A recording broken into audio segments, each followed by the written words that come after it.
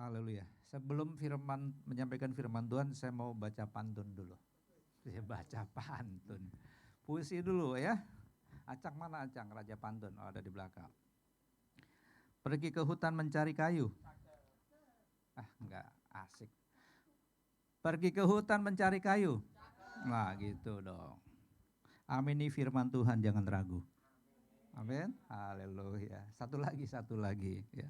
Lihat mantan bisa sakit hati. Kok nggak cakep? Ulang-ulang. Lihat mantan bisa sakit hati. Lakukan firman agar diberkati. Amin. Nah, itu baru mantap ya.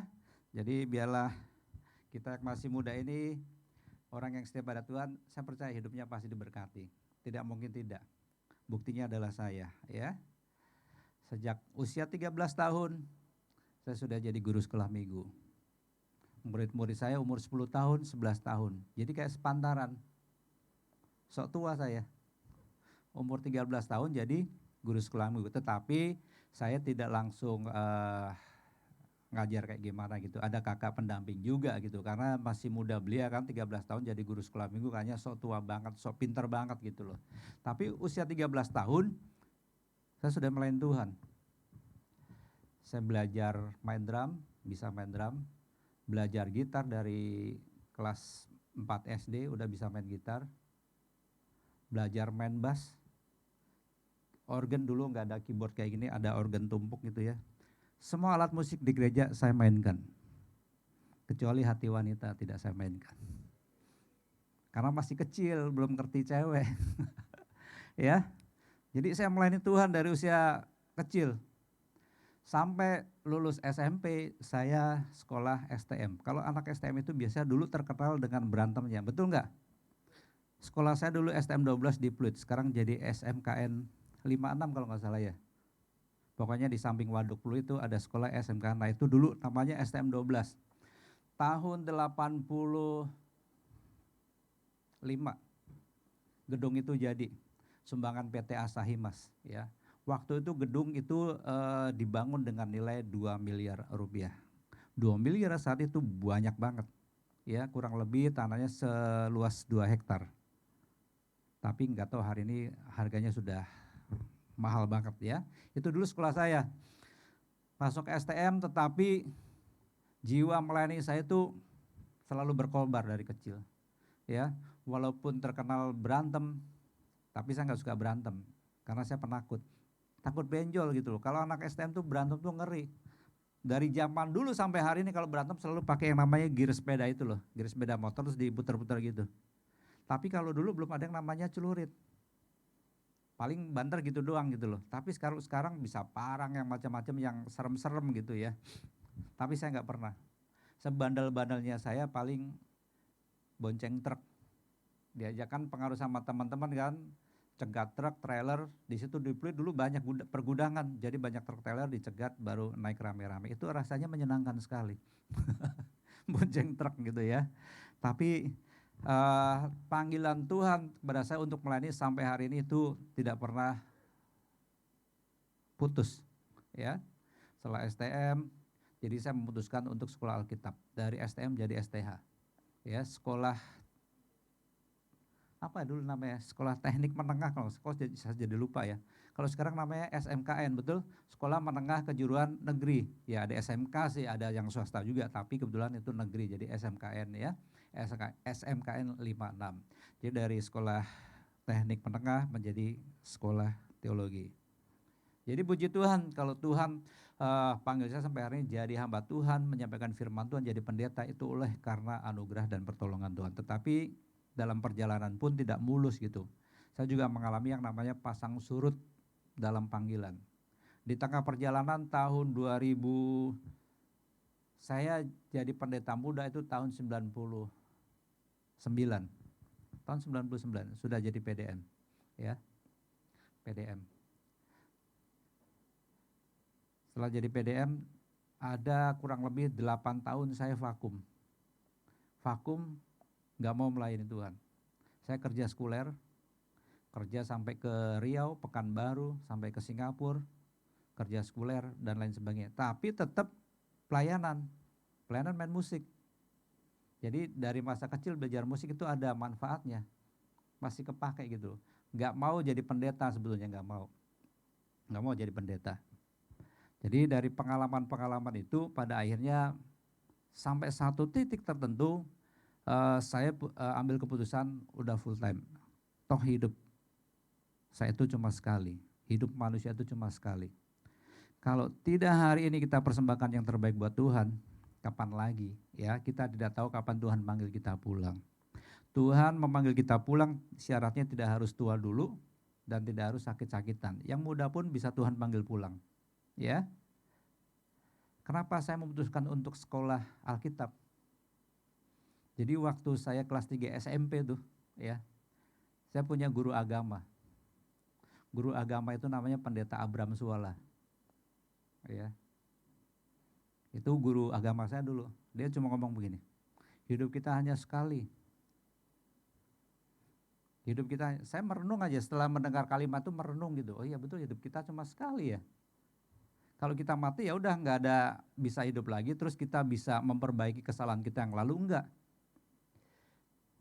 Jadi dari pengalaman-pengalaman ini, dari ketemu guru saya, dari panggilan Tuhan sejak saya masih kecil untuk melayani pekerjaan Tuhan, itu membuat saya sampai hari ini memutuskan sampai saya mati tetap melayani Yesus. Ya, saya punya prinsip sekali Yesus tetap Yesus. Apapun yang terjadi, sekalipun hidup kita susah, banyak tantangan, jangan tinggalkan Tuhan Yesus. Karena itu adalah yang terbaik, itu adalah hal yang paling bernilai dalam kehidupan kita. Amin. Nah, kita mau belajar pada sore hari ini, apa itu melayani Tuhan. Tema firman Tuhan pada sore hari ini saya beri tema Serve God, Serve Everything. Boleh ditayangkan? Melayani Tuhan adalah melayani segalanya. Saya mau kasih tahu, ya, bedanya melayani Tuhan dengan melayani pekerjaan Tuhan itu adalah dua hal yang berbeda. Main musik, sound system, media, worship leader, singer itu baru masuk ranah melayani pekerjaan Tuhan. Karena memang ini semua pekerjaan Tuhan, betul? Menyelenggarakan ibadah, ya, dalam dunia modern musiknya lengkap. Kalau kalian pernah pelayanan ke daerah yang kecil, daerah-daerah yang minus, itu fasilitasnya minim sekali. Nggak ada sound system sebagus ini, tidak ada ruangan sebagus ini, ruangannya panas, alat musik cuma pakai gitar akustik. Itu pun gitar akustik kadang senarnya tinggal 4. Betul. Ya kalau kamu pernah, mungkin suatu saat akan punya pengalaman untuk pelayanan ke daerah. Coba deh sekali-sekali ke daerah. Yang terjadi seperti itu.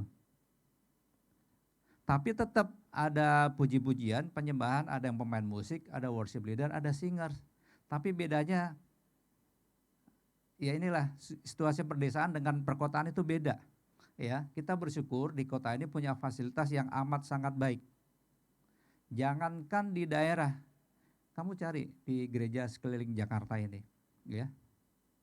Ada gereja yang fasilitasnya jauh lebih minim daripada yang kita miliki hari ini. Jadi kita harus bersyukur. Amin. Kalau kita dengar firman Tuhan terlalu terlena, kita juga bisa ngantuk. Karena terlalu dingin gitu. Kalau di gereja lain kadang nggak ada kesempatan untuk tidur karena panas, kipas-kipas terus. Betul nggak?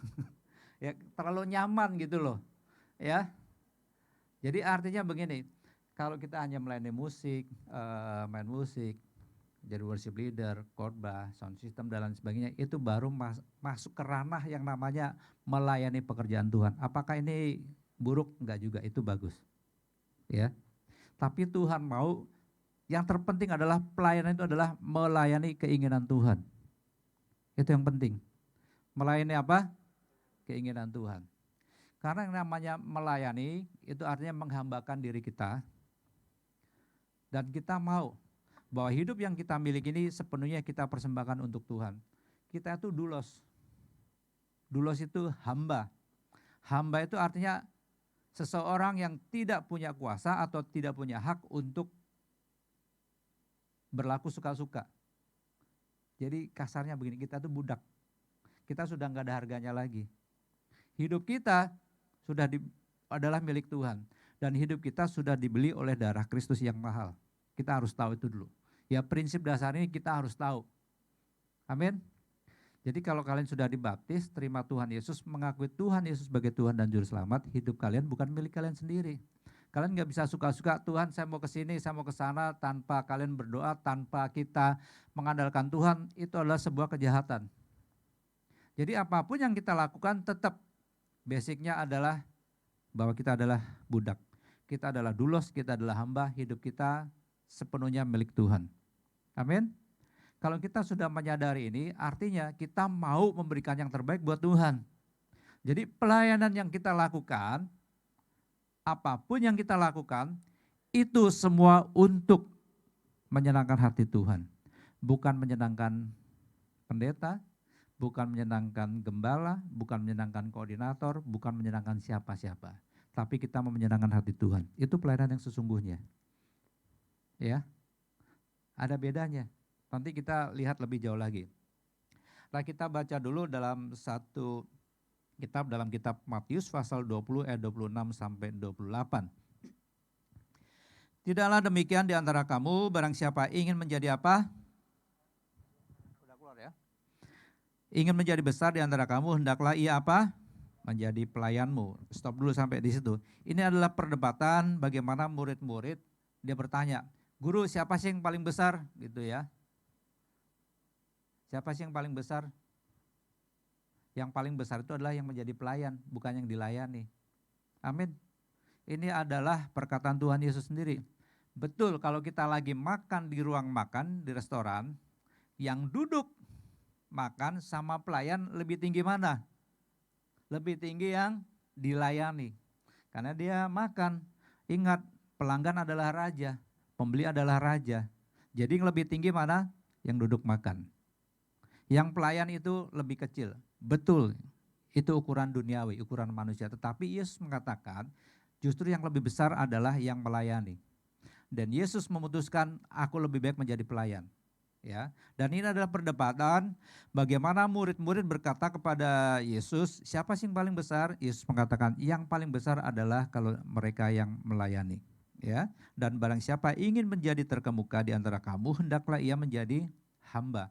Garis bawahi, yang melayani dan yang menjadi hamba. Ini adalah dua hal yang penting. Kalau kita tidak punya spirit ini, kita susah untuk menjadi pelayan Tuhan yang sungguh-sungguh. Sama seperti anak manusia datang bukan untuk dilayani, melainkan untuk apa? Melayani dan untuk memberikan nyawanya menjadi tebusan bagi banyak orang. Intinya begini, kalau kita mau menjadi besar, kalau kita mau menjadi hebat, kalau kita mau menjadi terkemuka, dua hal yang harus kita lakukan. Menjadi pelayan dan menjadi hamba. Dan ini tidak semua orang bisa melakukan. Menjadi pelayan, menjadi hamba bukan berarti kita berpikir, oh kita kalau gitu kita harus jadi jongos, jadi orang rendahan, jadi orang itu. Enggak juga. Ya. Siapapun kita, ketika kita berada di level tertinggi dalam karir kita, tapi kita tetap harus punya spirit melayani Tuhan. Spirit bos itu harus dibuang jauh-jauh. Karena pada dasarnya kita itu adalah apa? Dulos. Hamba, budak. Yang kita tidak punya kemampuan apa-apa untuk bisa mengatur hidup kita sendiri. Saya katakan kalau kita melayani pekerjaan Tuhan, ya sebatas main musik, tapi kalau kita tidak ikut kehendak Tuhan, itu tidak berkenan di hadapan Tuhan. Misalkan begini, tiba-tiba Tuhan berbicara kepada kita secara audible gitu ya. Hei anakku Yohanes, kamu jangan jadi WL lagi ya. Kamu lebih baik jadi asyir. Kalau itu suara Tuhan, kamu harus ikut. Tapi kalau itu suara Elisadi, jangan ikut. Ya, ngerti nggak maksudnya? Tuhan kan saya melayani jadi worship leader tuh bagus. Enggak, aku berkenan kamu jadi asyir aja di depan. Berdiri manis di situ. Dengan senyummu yang menawan. Betul enggak? Karena itu adalah keinginan Tuhan. Karena kalau melayani Tuhan artinya sekali lagi, melayani kehendak Tuhan, melayani keinginan Tuhan. Itu adalah pelayanan yang paling inti.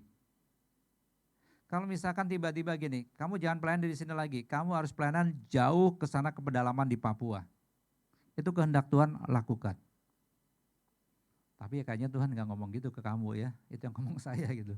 Enggak, Misalkan ya Tuhan berbicara kepada kita melalui hati kita, melalui nurani kita, mungkin secara audible lakukan. Itu baru namanya melayani Tuhan. Jadi bisa bedakan yang namanya melayani pekerjaan Tuhan dengan yang melayani Tuhan sesungguhnya, melayani hati Tuhan. Ya, saya mencatat ada 2 hal begini. Ada 3. Yang melayani Tuhan adalah sebagai wujud kasih kita. Bilang amin dulu. Sebagai wujud apa? Kasih. Kalau kita mencintai pasangan kita, kita mengasihi orang tua kita, dan kita punya hati yang memang betul-betul ingin memberikan yang terbaik, apapun yang kita lakukan pasti bisa menyenangkan orang yang kita kasihi, orang yang kita cintai. Amin enggak? Kalau kita baru punya pacar gitu ya, pacar kita minta apapun biasanya kita kasih. Karena kita cinta sama dia, kita punya kasih pada dia. Amin enggak? Ini enggak ada yang pacaran kayaknya. Ya. Jadi wujud kasih kita berikan kepada orang yang betul-betul kita cintai, yang kita sayangi. Kalau kita mengaku kita mengasihi Tuhan, kita mencintai Tuhan, tunjukkan. Dengan cara apa? Melayani Tuhan. Melayani keinginan Tuhan. Melayani Tuhan adalah wujud nyata dari kasih kita kepada Tuhan dan kepada sesama kita. Ketika kita melayani dengan tulus hati, kita mengasihi Tuhan ya, dengan cara memberikan waktu kita, talenta kita, segenap sumber daya yang kita miliki. Kita berikan semua untuk Tuhan. Berikan yang terbaik. Itu adalah bagaimana cara kita membalas cinta kasih kita kepada Tuhan. Bagaimana apa yang kita lakukan itu adalah sebagai bentuk, sebagai ekspresi di mana kita betul-betul mengasihi Tuhan. Salah satunya adalah dengan melayani Tuhan. Amin. Jadi kalau kita melayani sebetulnya itu yang pertama itu adalah wujud kasih kita kepada Tuhan. Amin enggak? Kalau kita betul-betul mengasihi Tuhan, enggak ada hitung-hitungan. Enggak ada hitung-hitungan. Kalau kita mencintai seseorang yang kita kasih itu pasti enggak ada hitung-hitungan. Betul enggak? Selama kita masih punya uang, selama kita masih punya kemampuan, kita mengasihi istri kita, mengasihi suami kita, mengasihi pasangan kita, kita pasti memberikan yang terbaik.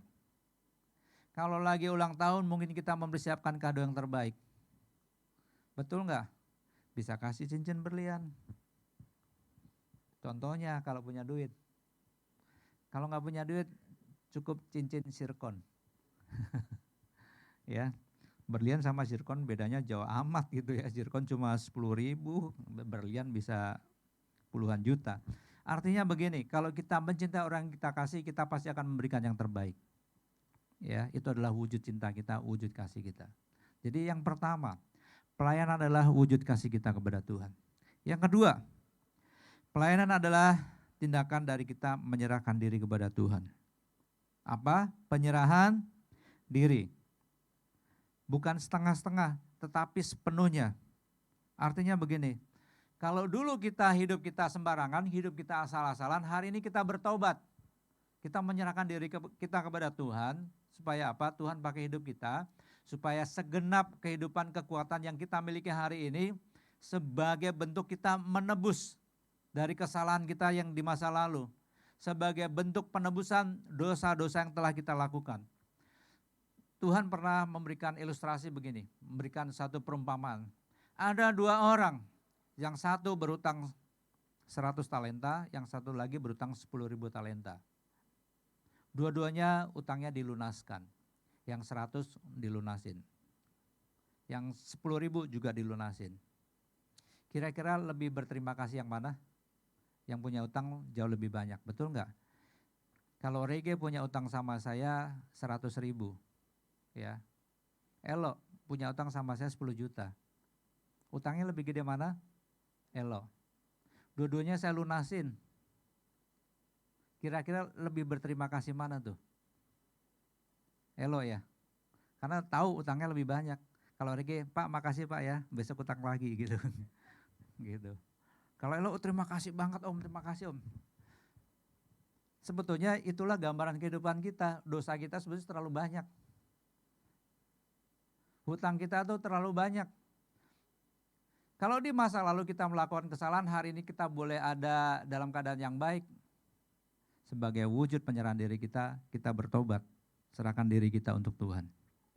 Serahkan hidup kita yang masih panjang ini, ya, menurut perkiraan kita.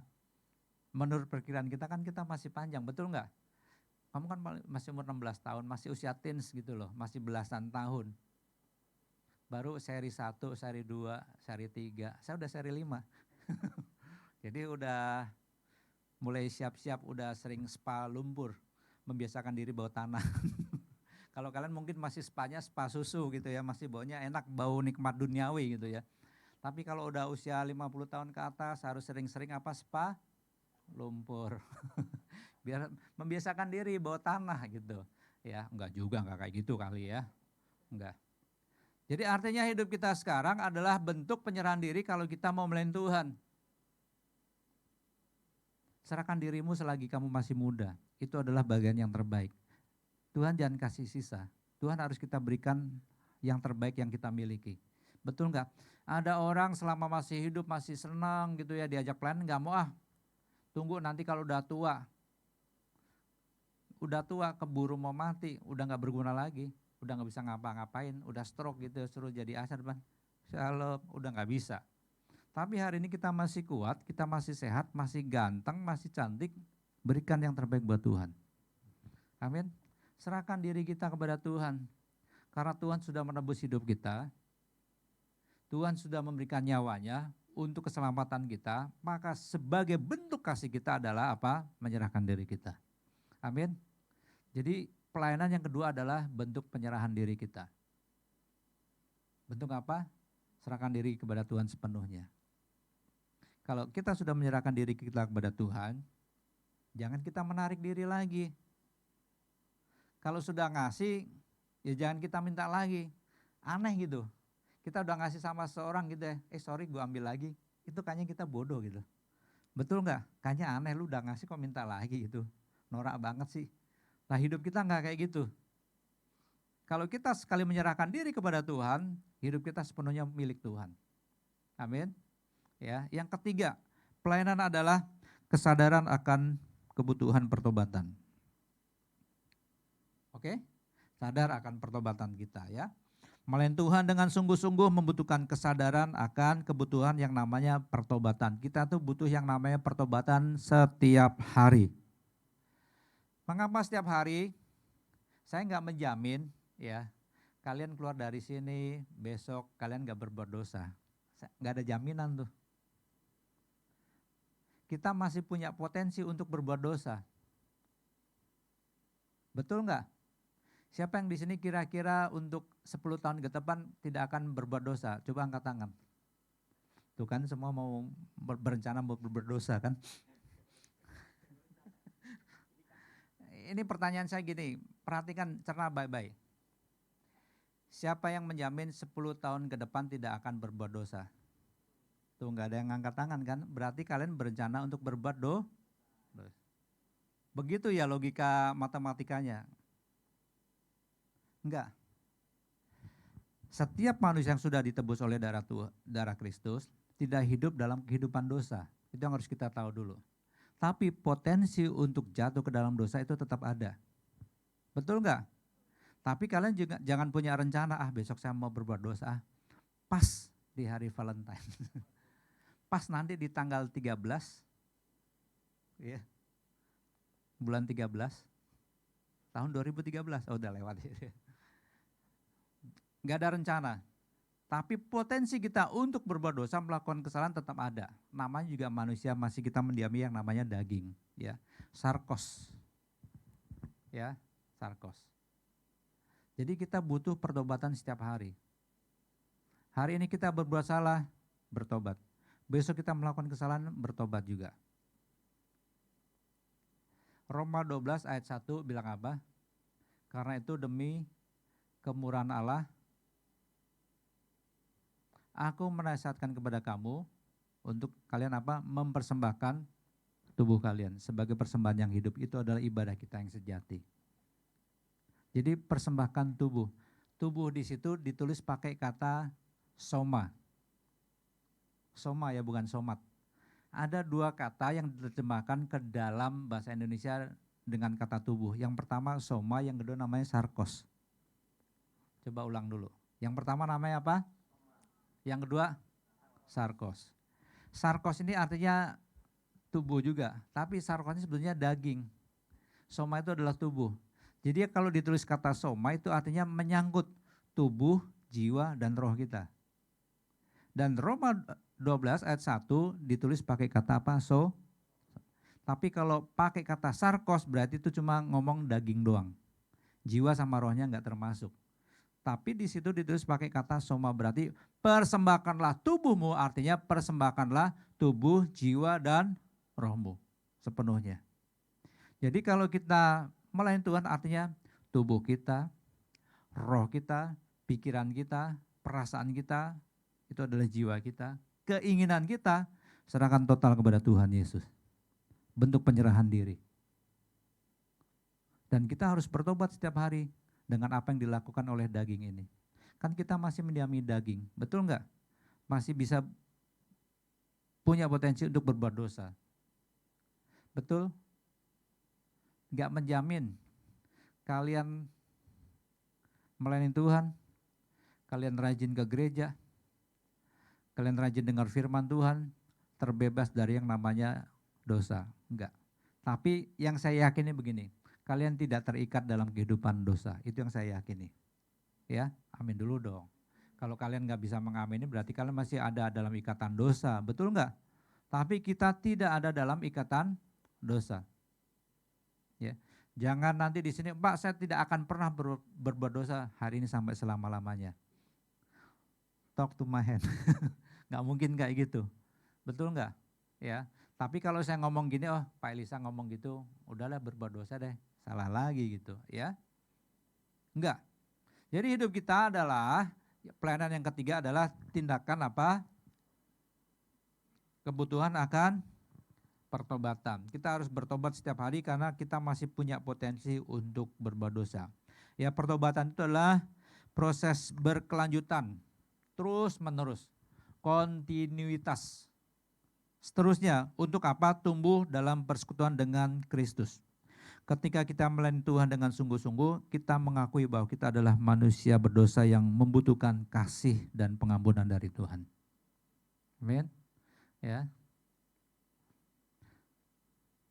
Saya dulu main grup band di gereja, pemain musik saya tuh jago-jago gitu. Jago-jago. Pemain gitarnya tuh juara Fender Yamaha gitu ya. Fender kok Yamaha. Pokoknya ada Yamaha kontes dia juara 1. Pemain bassnya juga jago. Pemain drumnya lulusan dari Australia. Kita berempat itu asik lah. Ini lulusan lokal. Lulusan lokal. Enak gitu kalau main musik gereja. Ya. Tapi belakang setelah nggak pelayanan lagi, saya jadi pendeta. Entah 3 teman saya yang lain ini kemana gitu. Nah kemarin terakhir saya lagi jalan di PIK, tiba-tiba saya lagi jalan sama istri dipanggil. Di. Siapa yang manggil? Ih pemain bass yang dulu. Teman yang lama ketemu. Udah pakai anting gitu ya. Gue sekarang main di kafe itu. Ntar lu datang ya. Main kafe deh rupanya. Pemain kafe, pemain musik, bass di kafe gitu. Ya bagus juga sih. Ada kerjaan dapat duit kan. Daripada jual narkoba kan lebih baik jadi pemain musik. Walaupun kadang nakal-nakal juga gitu loh. Tapi ya begitu, rupanya pelayanan tidak menjamin untuk hidup tetap dalam apa yang Tuhan mau. Karena sekali lagi manusia itu masih hidup dalam daging. Udah merokok lah, pakai tato, udah jadi kacau. Jadi kayak nggak rohani lagi, udah duniawi gitu. Ya, jangan gitu ya pemain bass sama drum. Pemain gitar jangan gitu. Oh nggak tato Pak. Tato saya paling di sini kalau pagi itu ada iler gitu. Jadi yang ketiga adalah pelayanan adalah apa? Tindakan untuk pertobatan kita, ya. Kita membutuhkan pertobatan. Selanjutnya, saya menilai begini, ada hal penting dalam pelayanan, ada nilai-nilai penting dalam pelayanan kita, ya. Ini sebetulnya adalah sebuah keuntungan kalau kita melayani Tuhan. Dan melayani Tuhan, ketika kita melayani apa yang Tuhan mau, ketika kita melakukan dengan sungguh-sungguh, pasti yang diuntungkan adalah kita. Tuhan itu sudah punya segala sesuatu. Dia punya kekayaan, dia punya kemuliaan, dia punya kehormatan. Kita tuh nggak punya apa-apa. Jadi kalau kita melayani Tuhan itu adalah sebuah kehormatan. Amin nggak? Kalau kita melayani Tuhan itu adalah sebuah kesempatan di mana kita menunjukkan siapa diri kita. Dan itu adalah value atau nilai yang harus kita tunjukkan kepada Tuhan. Dan Tuhan akan berkata kepada kita, Papa bangga sama kamu. Gitu ya, PBSK. Oke. Yang pertama, nilai penting dari pelayanan. Yang tadi 3 hal kan pelayanan itu apa gitu ya. Ini ada 2 hal. Yang pertama, nilai penting dalam pelayanan adalah transformasi karakter. Bisa dilihat? Ya. Melayani Tuhan dengan tekun menghasilkan apa? Transformasi karakter yang terus-menerus dalam melayani Tuhan. Roh Kudus bekerja dalam kita untuk membentuk sifat Kristus dalam kehidupan kita. Jadi kalau kalian melayani Tuhan nih, melayani pekerjaan Tuhan, seharusnya tuh kalau kalian membuka hati dan melakukan dengan sungguh-sungguh, Roh Kudus akan turut bekerja dalam hati kita, pikiran kita. Setiap kita melakukan hal apapun, Roh Kudus itu akan selalu menuntun kita. Kadang kita pelayanan nakal-nakal gitu, nakal-nakal dikit, jangan banyak-banyak, kadang nakal-nakal dikit. Itu Roh Kudus akan mengingatkan kita. Ketika kita melakukan kesalahan, ketika kita melakukan dosa, sinyal itu kayaknya kuat banget, antenanya tuh kuat banget. Wih, Roh Kudus menegur kita nih. Itu masih bagus. Daripada kalian berbuat salah, kemudian Roh Kudus menegur, kemudian antena idem aja, itu berbahaya. Jadi ketika kita melayani Tuhan, transformasi karakter itu akan terjadi dalam diri kita. Karakter kita yang mungkin dulu urakan, yang sembarangan, lama-lama akan diubahkan. Dan karakter itu akan semakin diperbaharui oleh Kristus. Dan firman Tuhan katakan, kita harus menjadi serupa dengan Tuhan. Karena itulah tujuan hidup kita. Amin. Transformasi karakter akan kita dapatkan ketika kita melayani Tuhan dengan sungguh-sungguh. Roh Kudus akan bekerja dalam hati kita, pikiran kita, hidup kita, seterusnya demikian. Ya. Dan saya percaya apapun yang kita lakukan dengan kesungguhan pasti hasilnya akan bagus. Karena kalau melakukan setengah-setengah hasilnya nggak bagus. Pertobatan yang sejati membawa perubahan yang nyata dalam cara kita berpikir, berbicara, dan bertindak. Kalau kalian bertobat sungguh-sungguh, pasti cara bicaranya beda, ya, bertindaknya beda, berpikirnya juga beda. Cara menghadapi masalah, cara menghadapi teman-teman yang menjengkelkan itu pasti akan beda. Oke, value yang kedua. Ketika kita melayani Tuhan dengan sungguh-sungguh akan ada yang namanya penyempurnaan dalam persekutuan dengan Tuhan. Apa? Penyempurnaan. Ketika kita melayani Tuhan dengan sungguh-sungguh ada penyempurnaan. Melalui pelayanan yang tulus kita sedang menyempurnakan pertobatan kita dengan terus mendekatkan diri kepada Tuhan. Ini apa yang selalu disampaikan oleh Bapak Gembala, bahwa dengan pelayanan kita sedang menyempurnakan pertobatan kita, ya. Penyempurnaan dalam persekutuan dengan Tuhan itu akan terjadi secara simultan terus-menerus kalau kita melayani Tuhan dengan sungguh-sungguh. Jadi disempurnakan terus gitu loh. Dulu yang hidup kita sembarangan, ketika kita melayani Tuhan, kita diingatkan. Kadang pernah nggak kalian lagi melayani Tuhan gitu, melayani pekerjaan Tuhan, kalian pernah mikir nggak? Atau biasanya begini, mikir tuh biasanya kadang kebanyakan gini, ketika kalian mau tidur, atau dalam keadaan sakit, dalam keadaan lemah tidak berdaya, mikir, aduh Tuhan sebenarnya saya sedang melakukan apa ya? Saya kegiatan ini sibuk dengan banyak hal, aktif di gereja, sebenarnya saya lagi ngapain ya? Kalian pernah mikir nggak? Kalau nggak pernah mikir, saya mau bilang kalian harus mikir. Sebenarnya kalian tuh lagi ngapain gitu loh? Jelas nggak?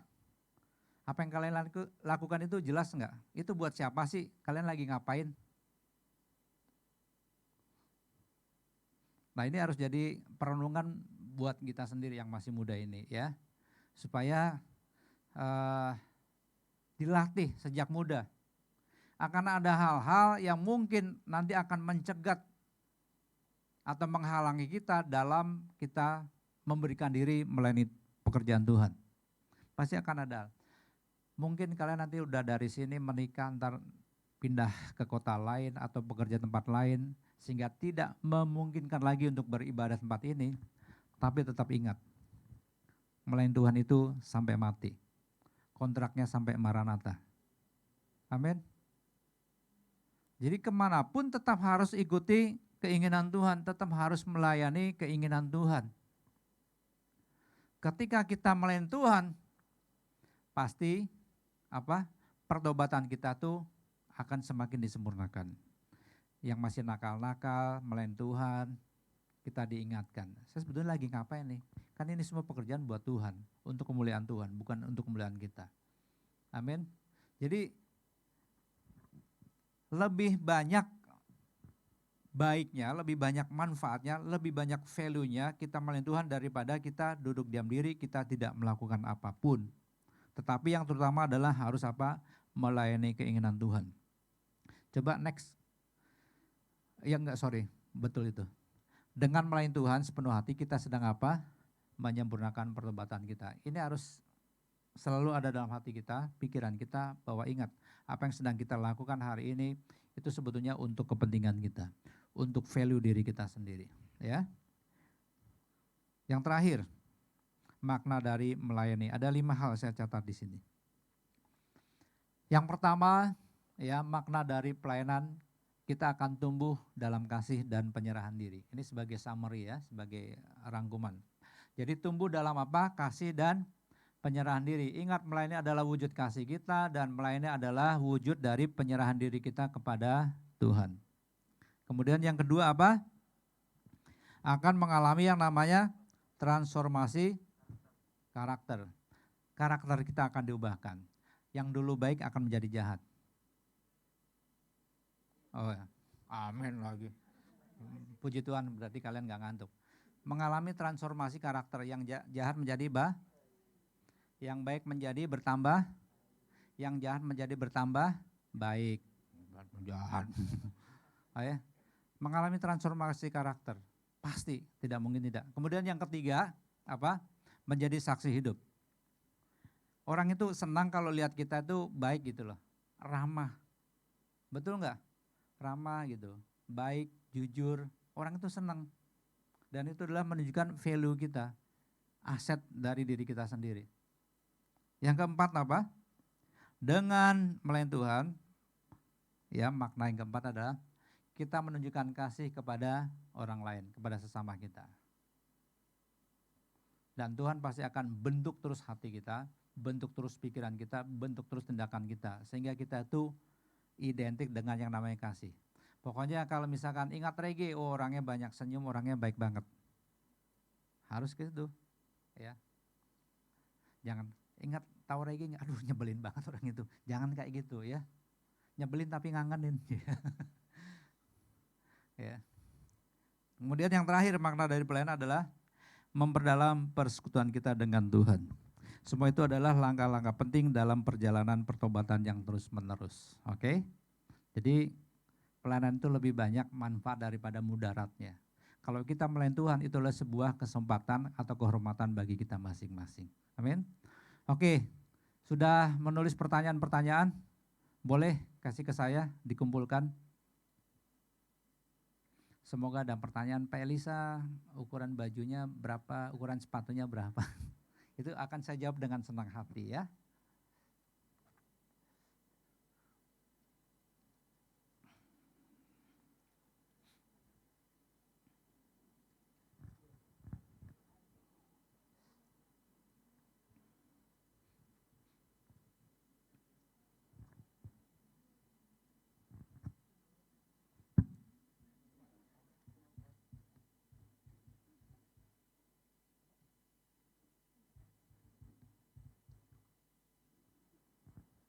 Semua nggak ngantuk kan?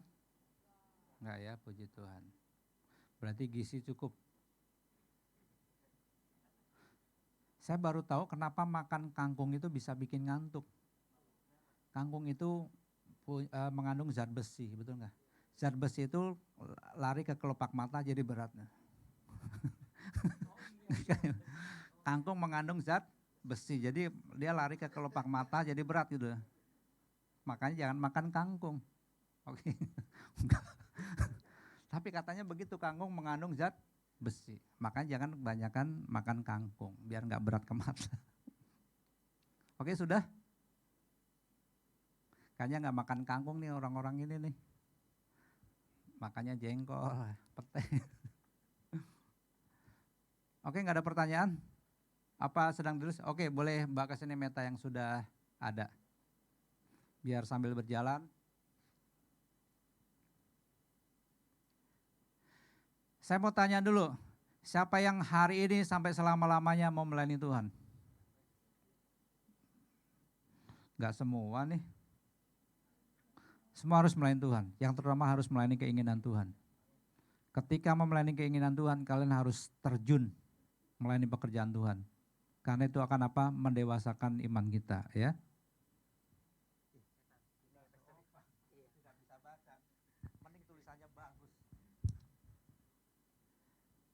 Apakah melayani di gereja? Apa nih? Dengan melayani di pekerjaan sama. Sebab ada firman Tuhan yang berkata, apapun yang dilakukan, lakukanlah seperti untuk Tuhan.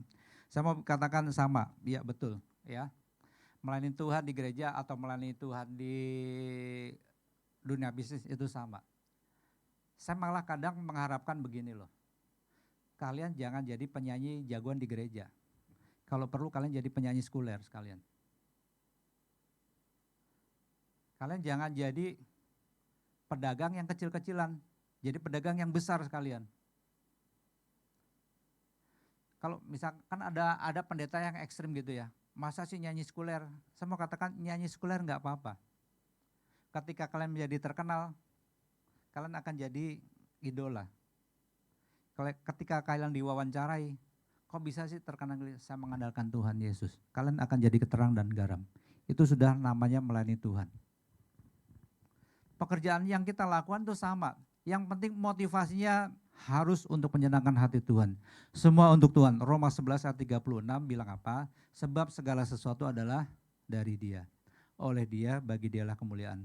Kalau kita bisa punya talenta, bakat, kita punya sesuatu yang baik, punya sumber daya yang baik, kita maksimalkan untuk menyenangkan hati Tuhan. Kepintaran kita dari siapa? Dari Tuhan. Berkat yang kita terima dari siapa? Dari Tuhan. Bakat kita diberi oleh Tuhan. Oleh Tuhan kita mampu memaksimalkan dengan apa yang kita miliki. Ketika kita sudah menghasilkan sesuatu dengan yang kita lakukan, semuanya kita kembalikan untuk kemuliaan Tuhan.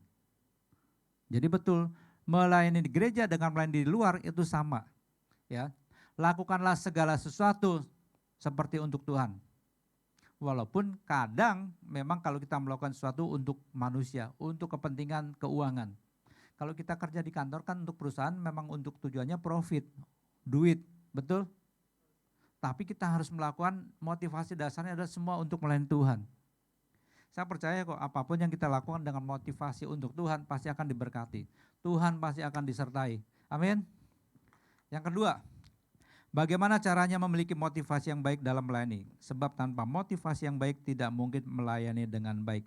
Banyak berdoa, banyak bergaul dengan orang-orang yang baik, ya, banyak bergaul dengan pelayan-pelayan Tuhan, banyak bergaul dengan orang-orang yang bisa memberikan kita motivasi yang baik.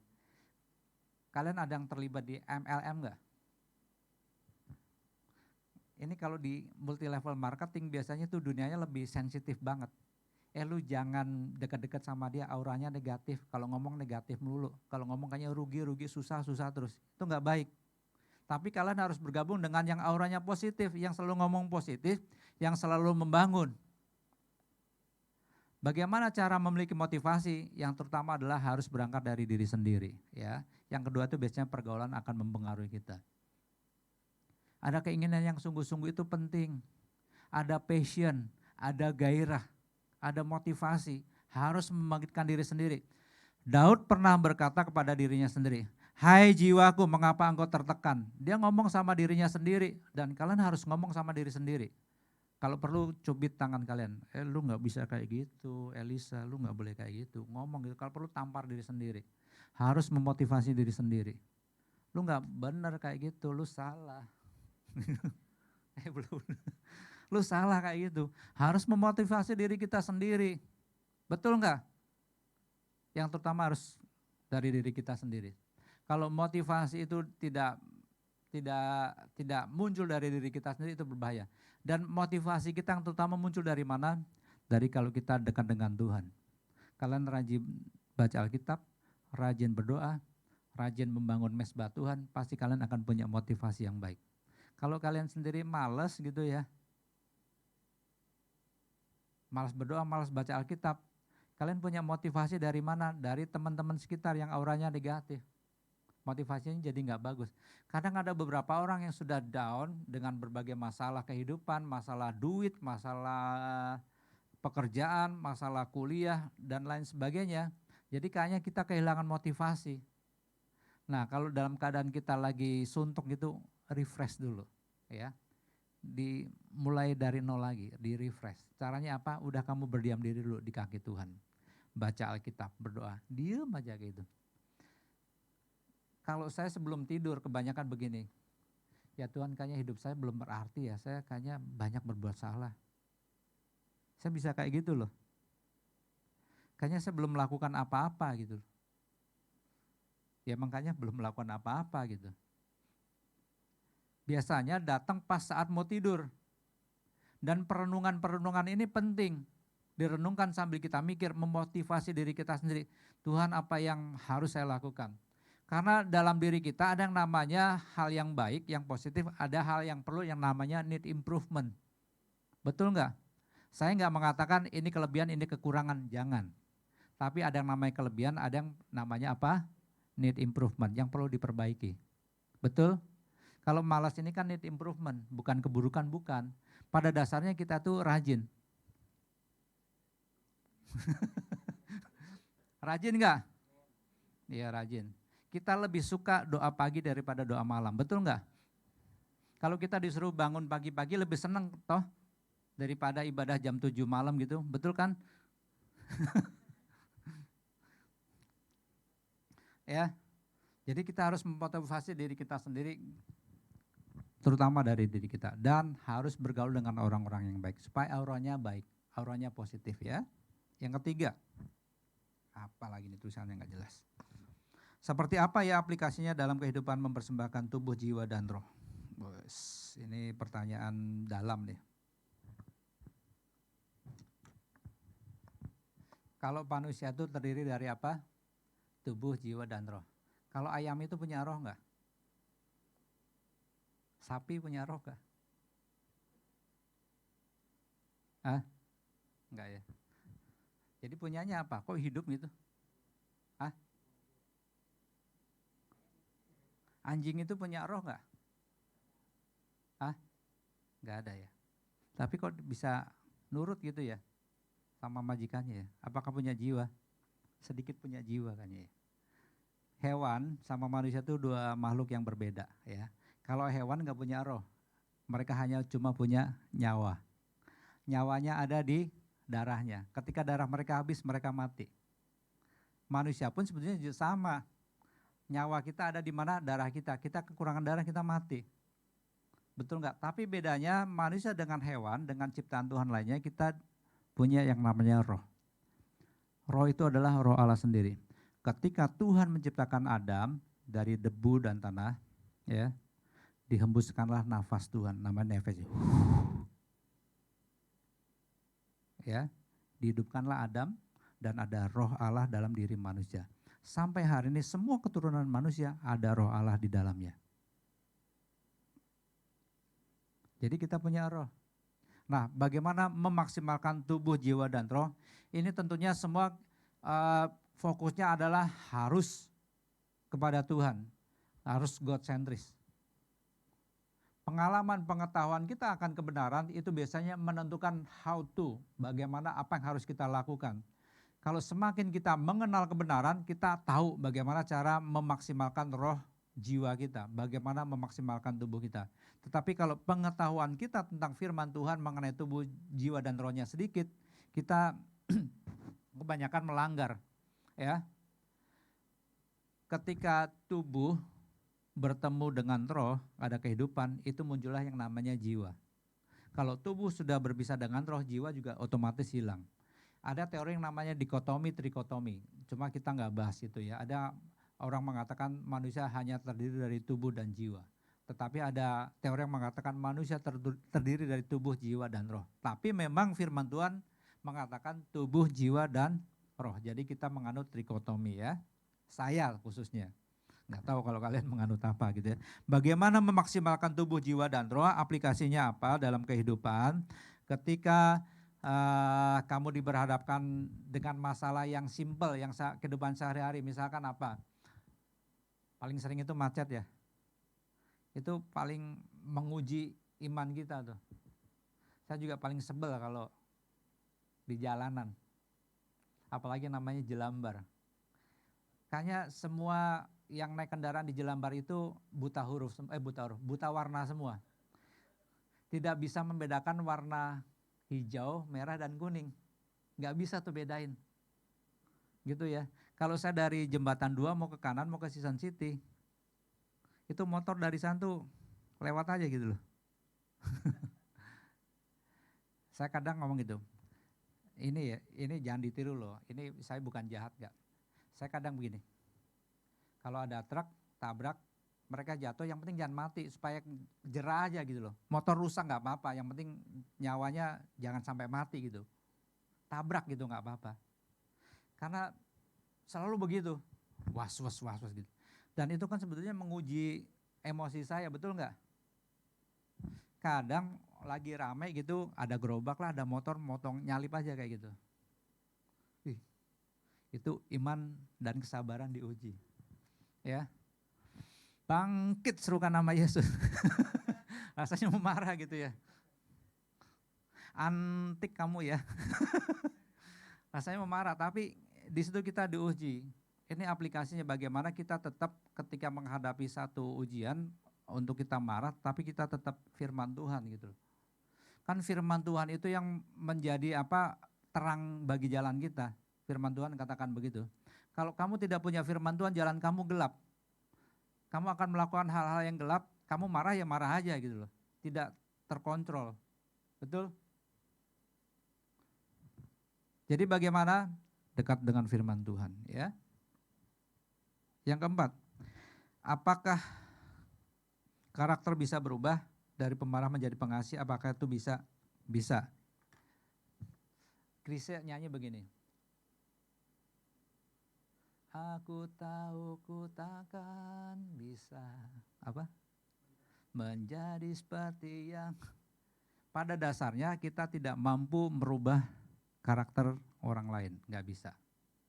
Tapi minimal kita bisa mengubah karakter kita. Sebetulnya kalau kita mengalami perubahan, yang dulu pemarah sekarang menjadi orang yang manis, yang ramah, yang dulu begajulan sekarang menjadi orang yang sabar, itu adalah hasil pekerjaan Roh Kudus. Hasil apa? Pekerjaan Roh Kudus. Karena secara manusia mungkin kita sulit. Tuhan ngomong gini, kita kalau bertobat itu sulit banget, jatuh bangun kita. Tapi Tuhan juga ngomong, bagi Tuhan tidak ada yang mustahil. Kamu bisa bertobat, bisa berubah, bisa. Kalau Roh Kudus bekerja di dalam diri kita, dan kita membuka hati kita, membuka pikiran kita untuk Roh Kudus masuk bekerja. Karena yang mengubah kita sebetulnya bukan diri kita sendiri. Ada kuasa Roh Kudus yang mengubah kita, membukakan mata hati kita, pikiran kita, sehingga kita bisa berubah. Ya, kita dengan kekuatan sendiri bisa enggak? Bisa, tapi jatuh bangun. Dan selamanya kita akan masuk dalam kubangan itu terus. Kita misalkan masuk kubangan gitu, kita keluar sebentar, kubangan kayaknya masih bagus nih, balik lagi. Udah kayak gitu terus.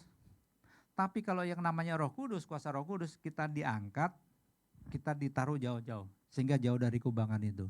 Itu kuasa Roh Kudus. Ya, karakter bisa berubah enggak? Sangat-sangat bisa. Bisa. Asal kalian membuka hati untuk pekerjaan Roh Kudus. Amin. Oke, ada lagi? Ayo jangan kebanyakan, nanti kita pulangnya jam 10. Enggak ya? Semua diberkati enggak? Semua rindu melayani ya? Kontraknya sampai kapan? Sampai Maranatha. Ya, oke.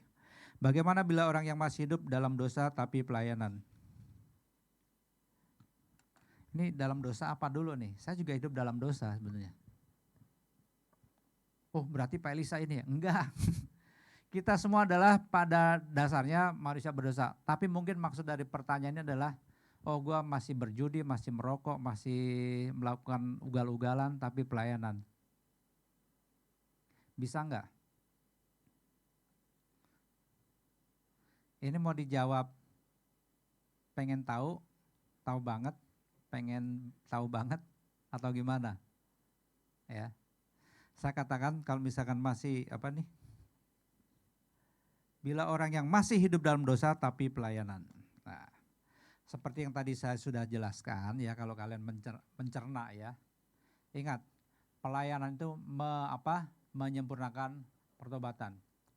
Tapi sebetulnya pertanyaan ini menurut saya agak sedikit aneh. Kalau orang sudah punya hati melayani, pasti dia tidak mau hidup dalam kehidupan dosa. Orang yang hidup dalam kehidupan dosa, dia pasti belum ada hati untuk pelayanan. Pasti akan begitu. Ngerti nggak maksudnya nih? Misalkan ini kalian masih hidup duniawi gitu ya, ayo pelayanan dong. Itu pasti nggak ada keinginan sama sekali buat pelayanan. Pasti nggak ada, saya jamin 1000%. Tapi tiba-tiba waktu dia berbuat dosa, kemudian Roh Kudus menegur, mungkin dia masih melakukan dosa. Ya. Tapi kok Roh Kudus menegur, kayaknya aduh gue mau tinggalin inilah. Mungkin dulu sehari merokok bisa 5 bungkus gitu ya. Begitu udah mau bertobat, sekarang cuma 2 bungkus. Orang melihat, oh kok masih merokok, itu bagus, berkurang. Dari 2 bungkus, lama-lama jadi 2 batang. Lama-lama hilang. Keinginan itu bagus. Orang kayak gini boleh pelayanan enggak? Boleh. Karena Tuhan menangkap spiritnya itu. Betul enggak? Tapi orang masih hidup dalam kehidupan dosa pasti tidak punya keinginan. Jadi kalau misalkan boleh enggak lagi pelayanan terus melayani, itu namanya melayani pekerjaan Tuhan. Kalau saya nyuruh pemain musik, ini enggak usah main semua, saya cari pemain musik yang malam main di kafe-kafe, merokok, ngobat, nyuntik, mabok-mabokan, minggu suruh main, mereka mungkin main jauh lebih bagus. Tapi itu hanya sebatas melayani pekerjaan Tuhan. Main di gereja kan bagus, pekerjaan Tuhan bukan. Karena untuk menuntun jemaat masuk dalam hadirat Tuhan, tapi bedanya mereka nggak ada urapan. Mereka main hanya sekedar untuk mendapatkan cuan. Ya, tujuannya beda. Tetapi orang yang sudah diubahkan, orang yang sudah betul-betul punya hati sudah disentuh oleh Roh Kudus, pasti dia akan ada niat untuk meninggalkan kehidupan dosanya. Dan orang kayak gini boleh pelayanan enggak? Boleh. Ya. Jadi jangan salah artikan orang masih hidup duniawi, hidup dalam perjinahan, terus hidup dalam dosa-dosa yang lainnya sampai ngeri banget gitu, boleh pelayanan enggak? Ya jangan dulu gitu loh. Ya, jangan. Tapi kalau misalkan ada niat untuk memperbaiki diri, boleh. Karena sekali lagi, dengan melayani kita sedang menyempurnakan pertobatan. Poinnya itu dulu ya. Apakah jika sudah diberi kesempatan berkali-kali, katanya tetapi ia masih tetap melakukan dosa lagi, apakah masih bisa diampuni? Ini enggak ada hubungan sama pelayanan ya, tapi tentang pengampunan. Bisa diampuni. Boleh dong kalau besok berbuat dosa lagi, tanggung sendiri nanti akibatnya.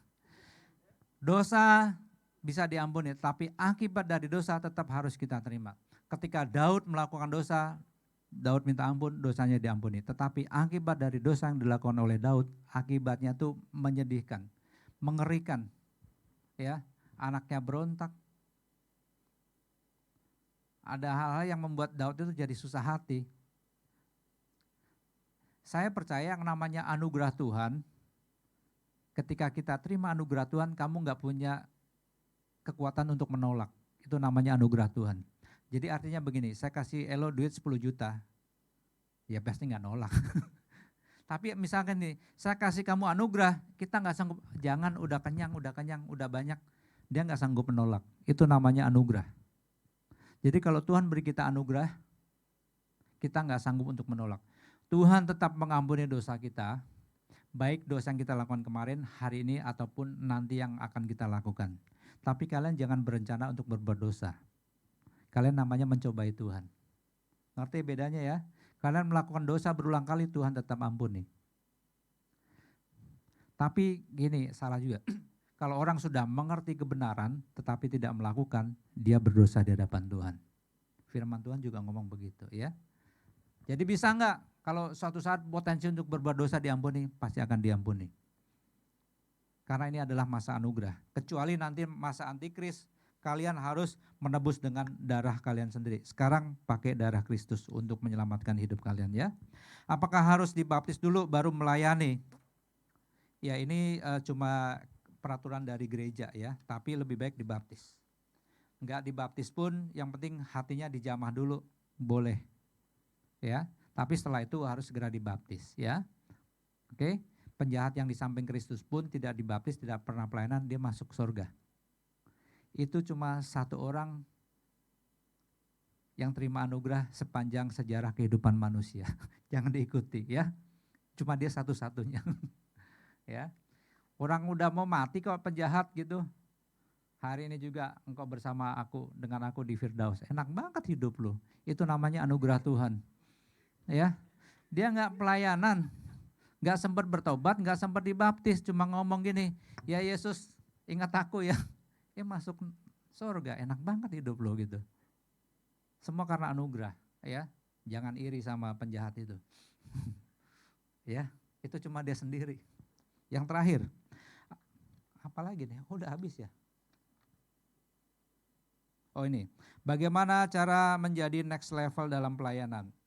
Kalian harus mengupgrade diri, harus punya passion. Ya. Mau next level, mau artinya naik tingkat kan, ya. Saya juga dulu begitu. Dari guru sekolah minggu main musik kan kayaknya nggak dianggap gitu, kayaknya lakukan ecek-ecek. Tapi berbeda ketika berada di atas, orang semua melihat. Tapi di hadapan Tuhan sebetulnya sama. Di hadapan Tuhan semua sama. Ya ini nggak ada waktu, kalau ada waktu nanti saya jelaskan lagi siapa itu Epafroditus. Epafroditus adalah jemaat biasa yang hanya memberikan bekal untuk Rasul Paulus selama Rasul Paulus berada di penjara. Dia orang biasa. Dalam kitab Filipi, Rasul Paulus menulis nama Timotius, Yudia, Sintike, Clement, dan Epafroditus. Cuma 5 nama ini. Epafroditus adalah jemaat biasa.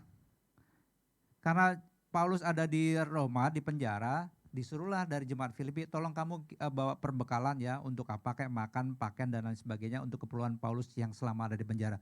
Ingat, Rasul Paulus di penjara bukan melakukan kejahatan, dia di penjara karena melakukan Injil ya, memberitakan firman Tuhan. Epafroditus orang biasa, sampai-sampai dia sakit hampir mati. Tetapi Epafroditus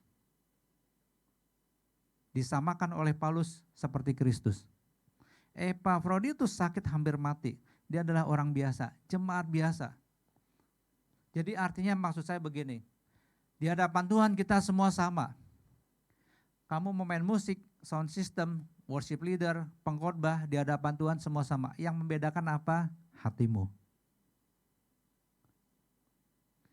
Kalau saya melayani Tuhan hanya sekedar mencari persembahan kasih, dosalah saya.